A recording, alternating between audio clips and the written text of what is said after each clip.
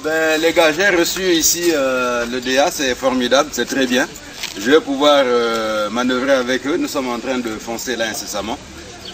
On est dans le grand coude là, on va voir qu'est-ce que ça va donner tout à l'heure. Tu apprêtes le boyevaille, hein?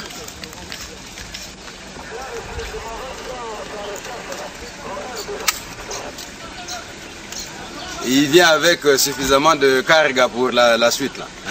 Nous sommes obligés de le faire, mon général. Il faut le faire, il faut le faire. À Madibou, dès qu'on atteint Madibou, on fait venir le même canard sur Ngalingolo et tout ça là. Et puis on va voir qu'est-ce que ça va donner. Et toujours en progressant avec Ngalingolo, il faut toujours qu'on fasse. Toujours. Mais c'est ça. Voilà. L'engin sur la route, en train de fouetter. Exactement. Maman, papa, à plat. Nous allons les exterminer tous. Hommes, femmes, vieux, jeunes, enfants, bébés, tous. On doit les exterminer.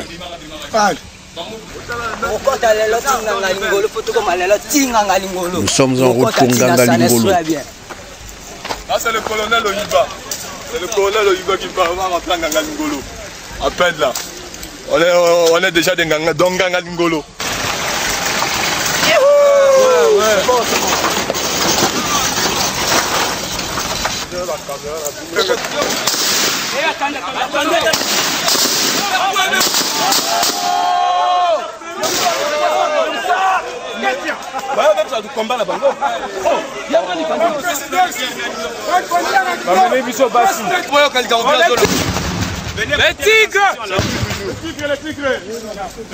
Voici comment nous allons faire.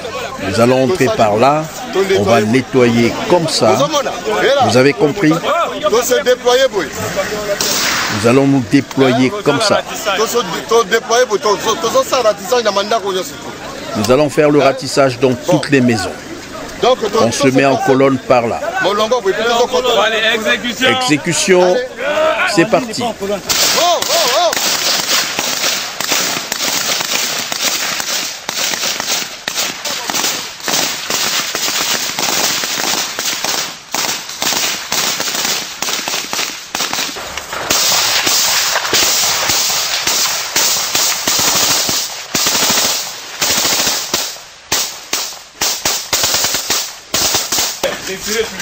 Défoncez, voilà. Attention,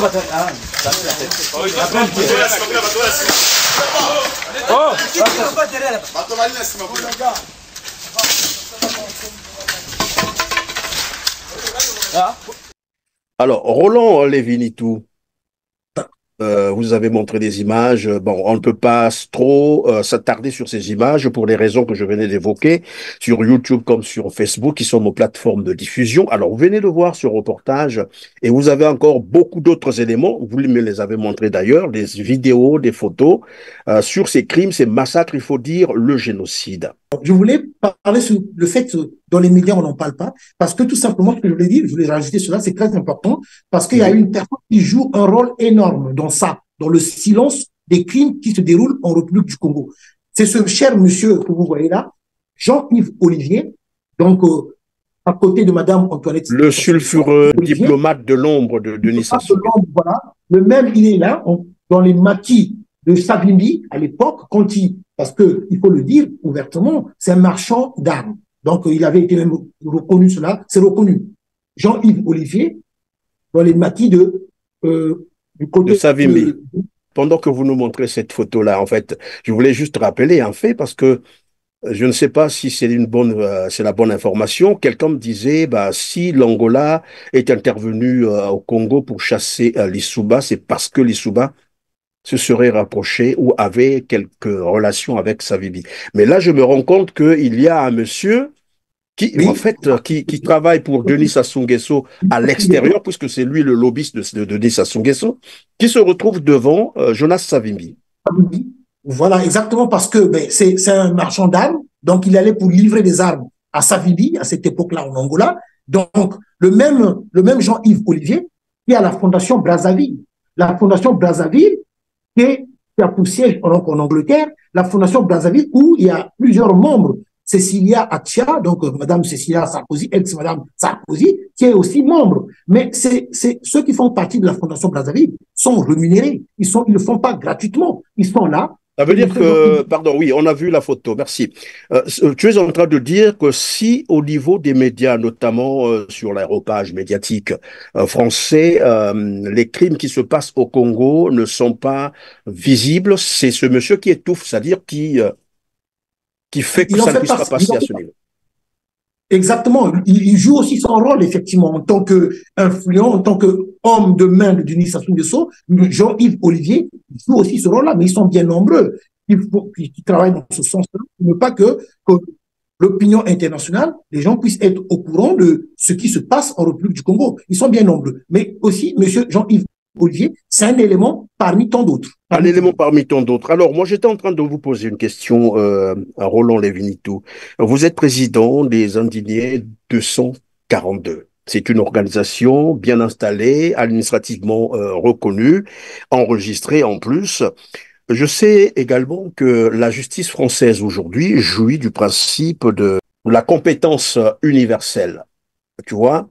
Et ça veut dire que désormais, la justice française, je suis en train de dire, peut s'intéresser à ce genre de dossiers, des crimes commis au niveau du Congo, parce que bénéficiant bien entendu de la compétence universelle. Est-ce que à votre niveau, vous n'avez jamais, par exemple, pensé finalement porter plainte contre Sassou Nguesso pour crime contre l'humanité? Exactement. C'est quelque chose que nous avons travaillé pendant depuis longtemps dans le cadre associatif.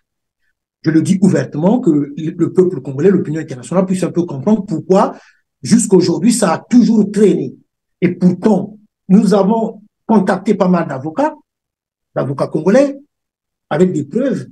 Il y a des avocats qui nous avaient promis, oui, qu'on allait faire cela. Il y a des avocats qui nous avaient demandé de ramener tout le dossier, ce qu'on avait ramené.